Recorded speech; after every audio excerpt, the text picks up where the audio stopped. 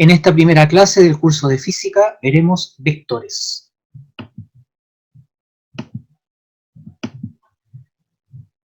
Para poder expresar un vector necesitamos un sistema de coordenadas.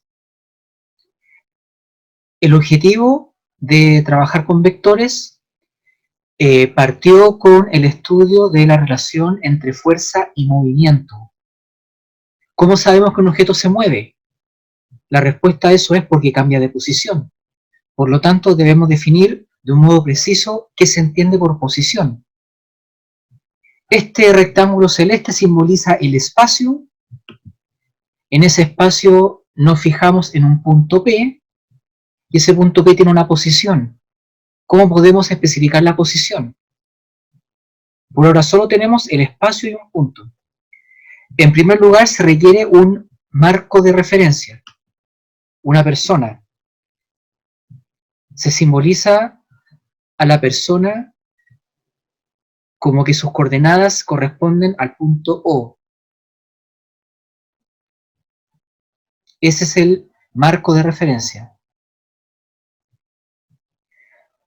Una vez especificado el 0, el punto de origen, podemos dibujar un sistema de coordenadas que son tres ejes perpendiculares.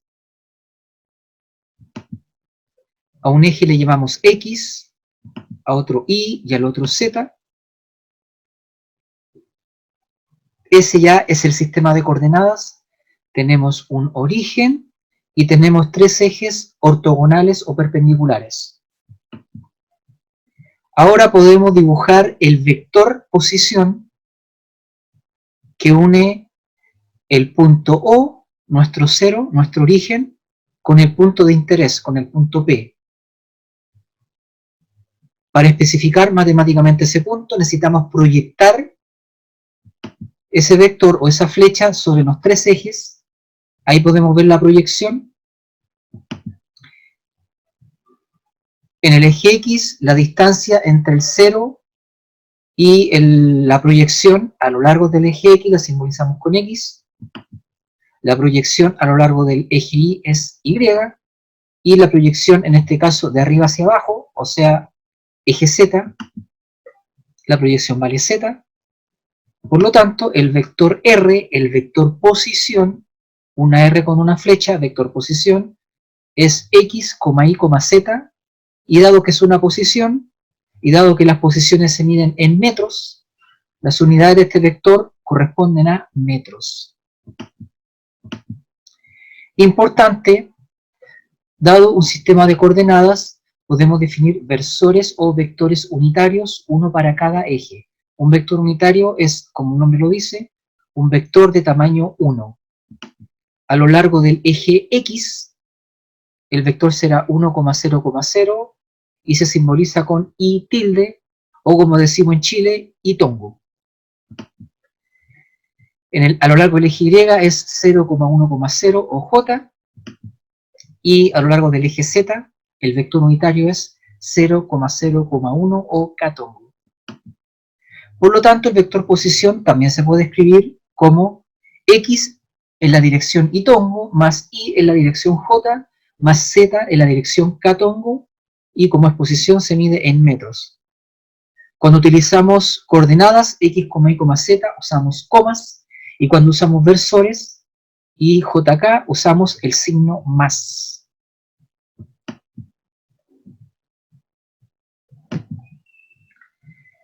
Dado un vector, podemos definir dos características fundamentales de un vector. En primer lugar, es su longitud, valor absoluto, o mejor dicho, módulo del vector, módulo de R, el tamaño o la longitud del vector, y la dirección y sentido en la cual apunta, simbolizado con Rtongo o R tilde, un vector unitario que apunta en la dirección de nuestro vector. ¿Por qué se dice que el versor R, Rtongo, incluye la dirección y el sentido? Porque Rtongo, aquí lo estamos viendo amplificado, nos especifica los ángulos respecto del eje X, alfa sub X, respecto del eje Y, alfa sub Y, y respecto del eje Z, alfa sub Z. O para ser más preciso, La expresión matemática de R-Tongo lleva codificada de una forma especial los ángulos. Estos ángulos se llaman ángulos directores y están codificados mediante la función coseno. Esto lo vamos a ver con detalle muy pronto. Definimos entonces el módulo o la longitud de un vector como el valor absoluto de R, o R sin la flecha. Para eso aplicamos Pitágoras, y al aplicarlo obtendremos la longitud del vector. Longitud en las unidades correspondientes, metros, newton o lo que sea. El versor o vector unitario, dado que la palabra lo dice, es unitario, se obtiene R-Tongo como el vector dividido por su tamaño. Al dividir por el tamaño solo quedará la dirección y el sentido. Y aquí está la forma en la cual R-Tongo codifica los ángulos directores, porque la primera componente va a ser coseno del ángulo con el eje X, la segunda coseno del ángulo con el eje Y, y la tercera coseno del ángulo con el eje Z. Luego el vector, como una entidad matemática, va a ser igual a la unión o a la multiplicación entre la parte escalar, que es R, el módulo, y la parte vectorial, que es R-Tongo.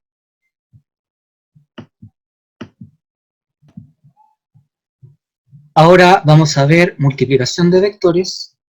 Los vectores se pueden multiplicar de dos maneras.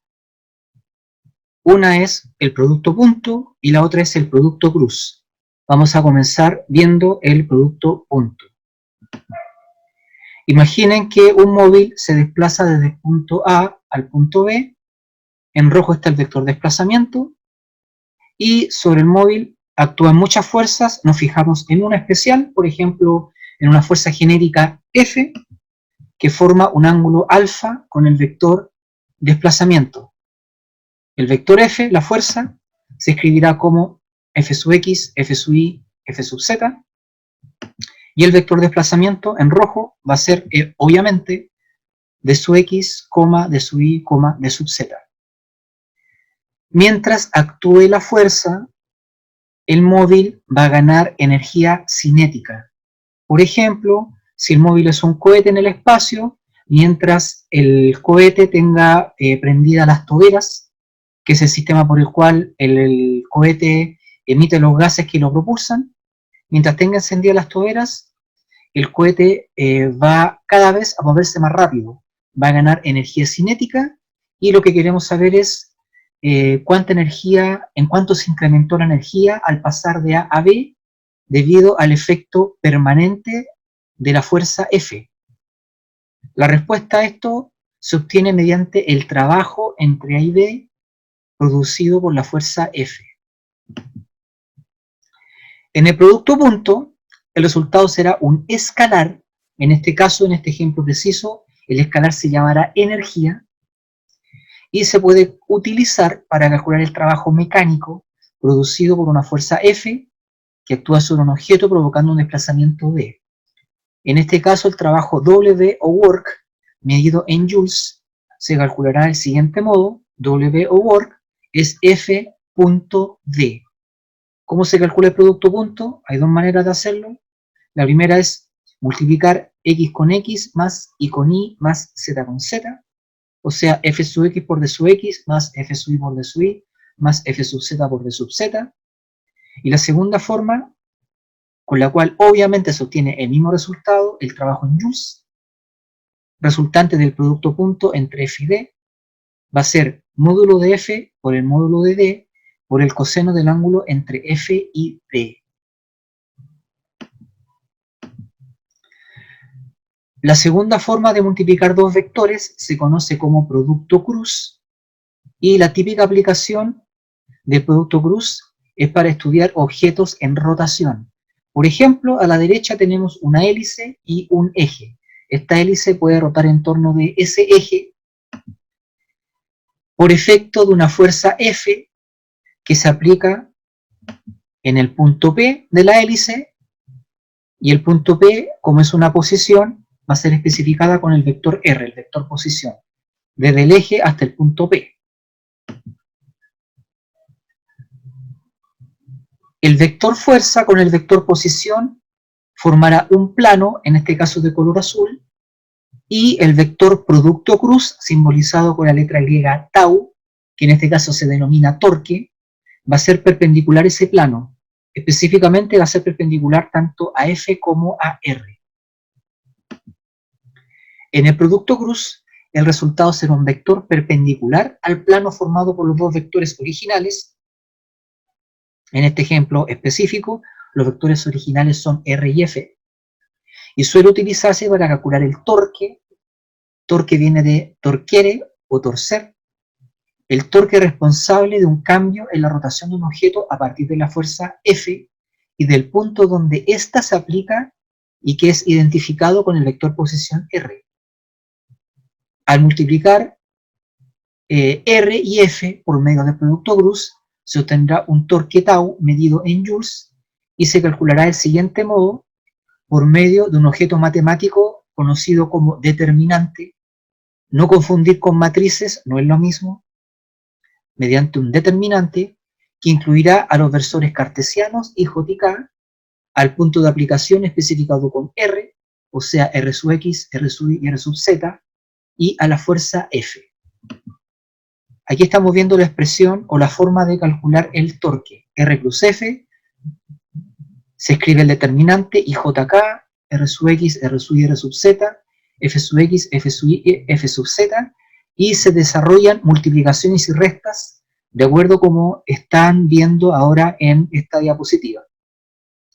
Obviamente existe otra forma de calcular el torque, y esa forma es el módulo de RF por el seno del ángulo entre R y F. Alfa es el ángulo entre R y F, y todo eso multiplicado por el versor, que como ya se explicó, el versor va a ser perpendicular al plano formado por R y F. En este caso específico, la multiplicación va a tener unidades de R por unidades de F, o sea, metros por newton, y eso es joules. Bueno, con la explicación del torque finalizamos la clase de hoy. Si desean profundizar estos temas, pueden revisar Física, Conceptos y Aplicaciones de Paul Tippens y Física Universitaria de Jan Freeman, Sears y Szymanski.